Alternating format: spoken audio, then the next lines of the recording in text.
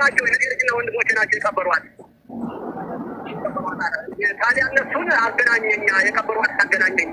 እንዴት እንዳለችም እንደው መቼም ነፍሱ ሲወጣ ሰው በስፋ ለፍልፋታ ያላችሁ እንዴት ነው ብዬ አይ የልጅ ነገር አደራ ብላ ነፍሳ ምን ያለው ሁሉም መረዳት መንፈስ ገድላት አለ። መንፈስ አመን ያረጋታል ስንሰም ነው ይሄን ያለው። እነማናት ቀብረዋታል ያሏችሁ? ተክላይ ነው ቀብረዋታል ያለኝ ተክላይ ነው ለኔ ያወራኝ። ያንተ ደሪቱን ያረዳው ይመች ነው ያኖራል። ጓደኛ ከሆነ ጌትነት ለምን ጌትነት እንደውለ እንዲደውልና ምን እያደረገ እንደሆነ አይጠይቀውም?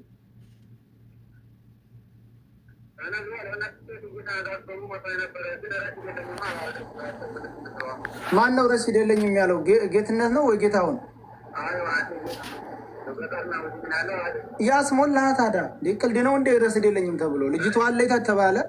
እናንተም ነው ወንድሟም አንተም ይህንን ይችላል የሚባለውን ግለሰብ አምጥታችሁ የሚያደርገውን ነገር መስጠት አለበት። እኛ በነገራችን ላይ እስከ 24 ሰዓት ድረስ ነው። ከዛ በኋላ ምናልባት በጌትነትና በገጠር ልጅ እና በይቻል ቤተሰቦች ላይ የሆነ ነገር እንዳይፈጠር ብለን ነው። እኛ ሁሉም ሰው እየተከታተለ ነው። ትላንትና ገብተው ምን እንዳሉ ሰምታችኋል።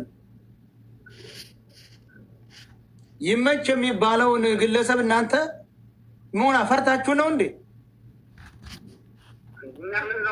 እና ለምን ነው አፋጣችሁ ልጅቱን እንዳስለቅ የማታደርጉት? ያ ቆይ እስቲ ምን ጌትነት ጓደኛ ከሚስት በላይ ነው እንደ ጌትነት ጓደኛ? አንተም ለምን ቆስጠን ብለህ ጌትነትን አትይዘው? የምን ጓደኛ ነው? የምን እንትን ነው?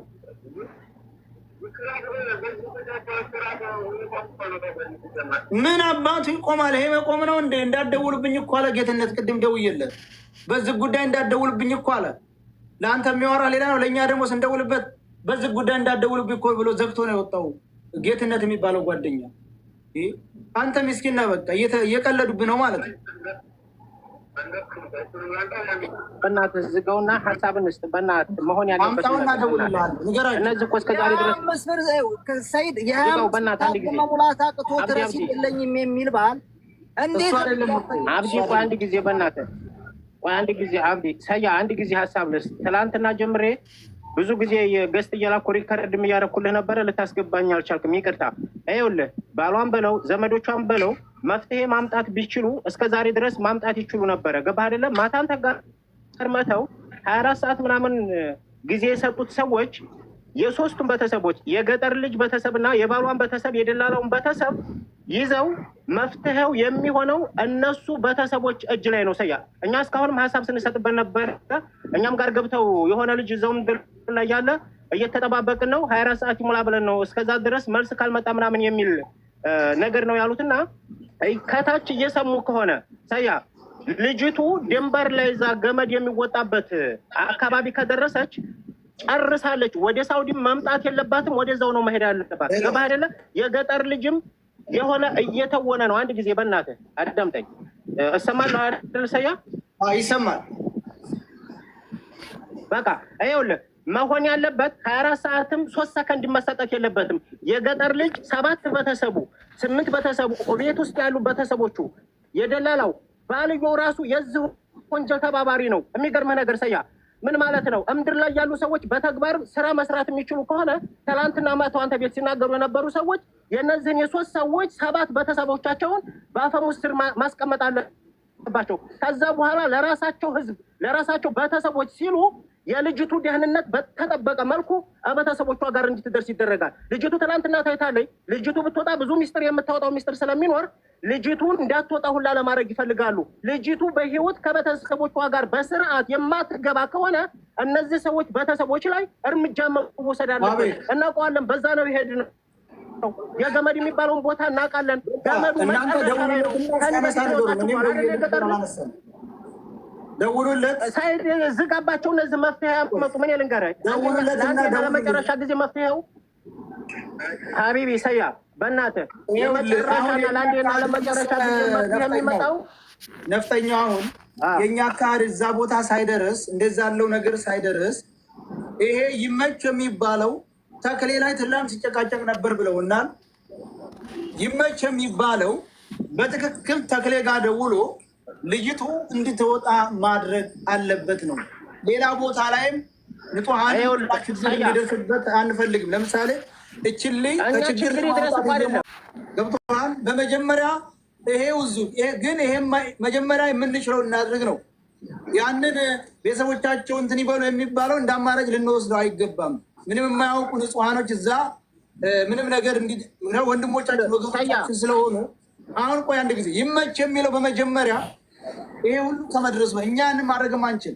ይሄ ሁሉ ከመድረሱ በፊት ልጅቱን እንድትለቀቅ የማድረግ አለው። ያ ሁሉ አማራጭ ከታጣ እኛ ቤተሰብ ያዙም አንልም፣ ምንም አንልም፣ አልቻልንም፣ ተጉዳው እንወጣለን።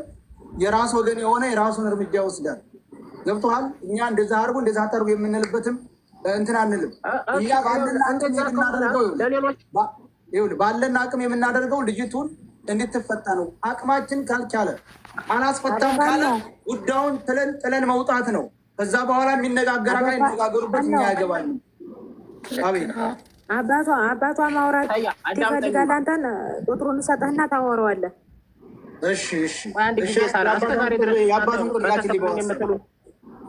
በውስጥ ዋትሳፕ ካለ ሃይበለኝ ሰዎች መፍትሄ ማምጣት ብትችሉ እስከዛሬ መፍትሄ ማምጣት ይችሉ ነበር። ሰያ እኔ ልንገርህ ምድር ላይ አስቸጋሪ እንደሆነ ነው የማውቀው። የዋትሳፕ ቁጥር የለስተ እስከዛሬ እሺ ሞተች አልሞተችም በሚል ውስጥ ናቸው። አሁን ግን እንዳልሞተች እውነታው እየተነገረ ስለሆነ ቁጥሩን ስጪ በዛው ያባቷን ችግር የለውም። አይ በዚህ ሳይሆን ያኔን ዋትሳፕ ላይ ልስተ ወይ በቃ በዛ ልደውልልሽና ስጭኛለሽ። እሺ ቆይ ለሰያ አንድ ነገር ልንገር። እነሱ 24 ሰዓት ምናምን ያሉት ትናንት እናንተን ቤት ሲነገር ነበርኩኝ። መንገዱ አስቸጋሪ እንደሆነ ስለሚያውቁ ምናምን ነው። ገመዱ ከተወጣ በኋላ ምንም አይነት አስቸጋሪ መንገድ የለም። በዛ መንገድ ነው እኛ ሄድ ነው ሰያ በዛ መንገድ ሄደን ነው የመጣ ነው። ገባህ አይደለ? እናውቀዋለን ቦታውን እንዴት እንደሚኬድ። እዚህ ጋር ያለው ሰውዬ ስልክ አላነሳም ከማለት ደላላ የሚባለው ባል የሚባሉት በዚህ ልክ ሙድ ከመያዝና ከማላገጥ ከአንተ ጋር ቆመው ከልጁ ጋር እየተደዋወሉ ስልክ እያነሱ በየደቂቃውና በየሰዓቱ ያለውን መረጃ መስጠት ይችሉ ነበረ። ልጅቱ እስከዛሬ ድረስ የነበረችበትን ጊዜ ሰቆቃ፣ መከራ ምናምን በሞቷ ዳፍነው ሳትሞት ገለዋት። በዚህ ሁሉ ስቃይ ውስጥ እያለች ስለሆነ ያንን ነገር አውጥታ ልጅቱ ተርፋ ሀገር ከገባች ነገ ጧት የሚፈጠረውን ነገር ስለሚያውቁት ያ ነገር እንዲወጣባቸው ስለማይፈልጉ ሀታ ልጅቱ በህይወት እንድትወጣ አይፈለግም። ወደድክም ጠላህም ሀቂቃው ይሄ ነው። ገባህ አይደለ? ይህንን ነገር ደግሞ ማያዝ የሚችሉ ሰዎች ትናንት እናንተ ቤት መጥተው ሲናገሩ የነበሩ ሰዎች ቤተሰብ የሆነ ነገር ያርጉ እያልን አይደለም። በእነሱ ቁጥጥር ስር ይሆናሉ። ልጅቱ በህይወት አንድም ነገር ሳይነካት ኢትዮጵያ እስከምትገባ ድረስ በእነዛ ሰዎች ቁጥጥር ስር መዋል አለባት። ተወደደም ተጠላም ነካ አድርጎ መተው አይደለም። ከሆነ ይሄን ነገር በትክክል ገፍተንበት ነገሩን ልጅቱ ኢትዮጵያ ከቤተሰቦቿ ጋር እስከምትገናኝ ድረስ መሰራት አለበት። እከሌና ትንካው እንደዛ አይደለም፣ ትእዛዝ አንሰጣቸው ምናምን አይደለም። እምድር ላይ ያሉት እዚህ ጋር አካሄዱን አሰራሩን አያውቁትም። እኛ በመንገዱ ላይ ሄደንበት ነው ተመልሰን የመጣ ነው። በደቂቃ ደውሎ ልጅቱ ታይታለች፣ ተሰምቶብናል፣ ሴራችን ጉዳችን ታውቆብናል፣ ስለዚህ ልጅቱን ልቀቃት ብሎ ይመች ነው ይመቻል የሚባለው ሰው ማስተካከል ይችላል። ሰያ በሰከንድ ሙሽ እዛ የመን ውስጥ ሆነ አይደለም መካከል ሀገር ላይ እንኳን ሽፍታዎች ራሱ ቢያግዷት እየተደዋወሉ ሲያስለቅቁ አይተናል። በተግባር ገባህ አይደለ? ሲያስለቅቁ አይተናቸዋል። ማስለቀቅ ይችላል። ባልጎም እንድትወጣ ለማመጥ ሳይሆን እነሱ ቤተሰቦቻቸው ተይዘው እነሱ እኛን ለምነውን ልጅቱ ምንም ነገር ሳይደርስባት ቤተሰቦቿ ጋር የምትደርስበት መንገድ የምትሰራ ከሆነ በተግባር መስራት ነው። ካልሆነ ግን ይሄ ያዝለቀቅ እያደረጉ ከሌንተው እንዲህ አይደለም ለነሱ መልዕክት አናስተላልፍ ምናምን የሚባል ነገር የለም። ለነሱ አካሄዱን መናገር አለብን ስለማያውቁት። እኛ በመንገዱ ላይ የሄድነው ሰዎች አለን። ብዙ የደከሙ ሰዎችም አርፈው ቀስ ብለው ተረጋግተው አገራቸው የገቡ ልጆች አሉ። ኢቃማ አውጥተው የመጡ ልጆች አሉ። የራሳችን ቤተሰቦች ሳይቀሩ መንገዱንም ሄደንበታል፣ እናውቀዋለን። ድንበር ላይ ገመድ የሚወጣበት ቦታ ወጣለች ሲል በጆሮ የሰምቸዋለሁ። በገመድ የሚወጣበትን ቦታ ከወጣች ምን የቀራ ነገር የለም እኮ የመን ውስጥ ገብታለች።